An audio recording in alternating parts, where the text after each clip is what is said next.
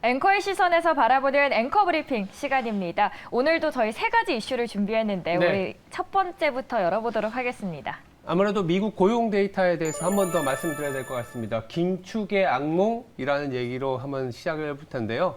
아시는 것처럼 지난주 미국의 고용은 정말 폭발적으로 증가를 했습니다. 무려 51만 건이 증가를 한 건데요.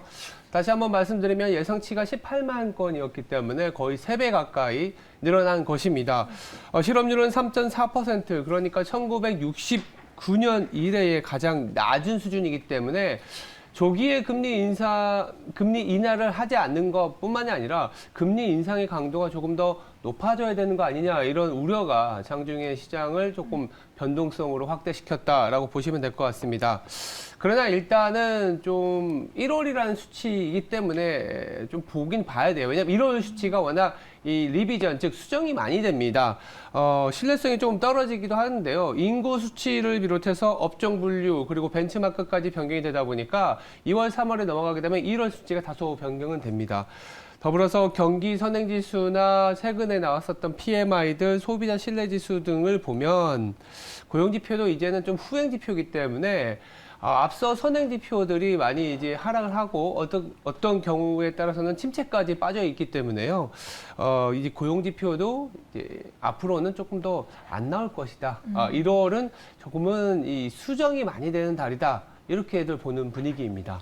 저번 주까지만 해도 금리 인하에 대한 기대감이 컸었는데 네. 이번 주 지표로 인해서 인상에 대한 기대감이 더욱더 커지고 있는 분위기 속에서 그래도 고용 같은 경우에는 후행지표이다는 점 참고하시길 바라겠습니다. 네.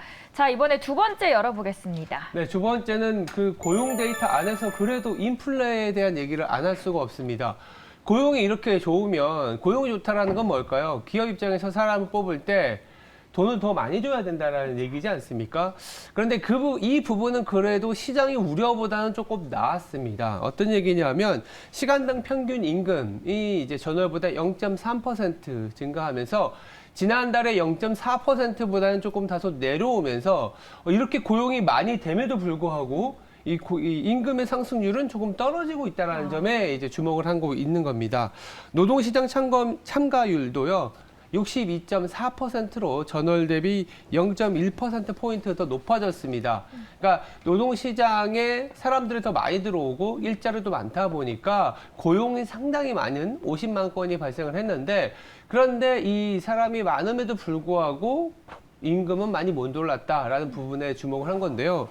그 대부분이 왜냐하면 임금이 상대적으로 낮은 레저나 접객 등 이 서비스업에서 이 일자리가 창출됐기 때문인데, 서비스업 쪽에서 일자리가 37만 8천 개가 창출되다 보니까 상대적으로 임금이 높은 쪽이 빅테크지 않습니까? 빅테크는 조금은 이제 해고가 많은 상황이고, 코로나 이후에 일자리가 없어졌다가 다시 생겨난 서비스업 쪽의 일자리들, 그리고 이 노동의 어떤 창출이 되다 보니까 고용은 많지만 임금은 떨어지는 이런 현상이 나타나는 겁니다.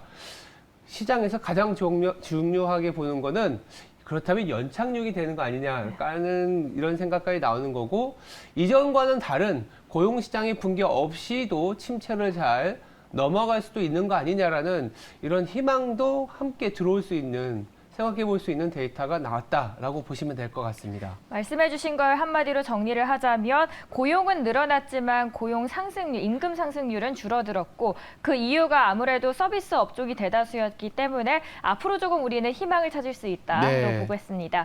마지막 또 열어볼게요. 네, 마지막은 이런 고용 데이터를 어떻게 연준은 해석할 것인지, 이게 굉장히 중요하지 않습니까? 공교롭게도 이번 주에 파월 연준 의장이 등판을 합니다. 네. 예정된 시각은 이제 7일인데요. 현재 시각으로 워싱턴 DC에서 이제 이코노미 클럽 행사에 나와서 이제 토론에 참여할 예정인데, 아무래도 이 통화 정책에 대한 결과, 더불어서 이 금리를 올리고 나서 나온 미국의 고용 데이터에 대해서 굉장히 이제 집요하게 기자들이 좀 질문을 하지 않을까.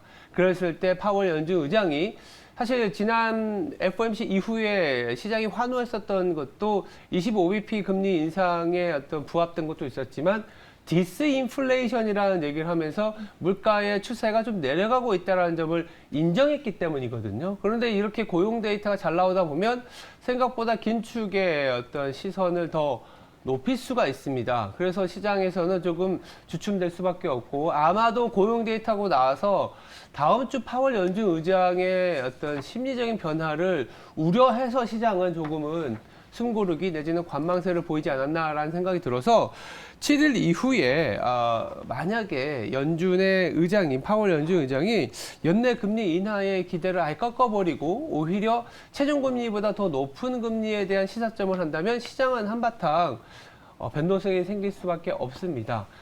그런 상황에서 이번 주는 조금은 관망세가 더 짙어지지 않을까라는 생각을 하고 있고요. 이번 주 지나고 나면 아무래도 이 고용 데이터와 파월 연준 의장의 얘기에서는 이제 물가가 어떻게 될지에 대한 시선이 이동할 수밖에 없거든요. 그러면 이제 2월 중순에 발표될 미국의 물가 CPI 14일까지 시장은 조금은 기다릴 가능성이 높겠다. 이렇게 보시면 될 것 같습니다. 연준과 시장이 줄다리기를 하는 과정 속에서 과연 파월이 이번에 시장에 손을 들어줄지 함께 지켜보시면 좋을 것 같습니다. 지금까지 앵커 브리핑이었습니다.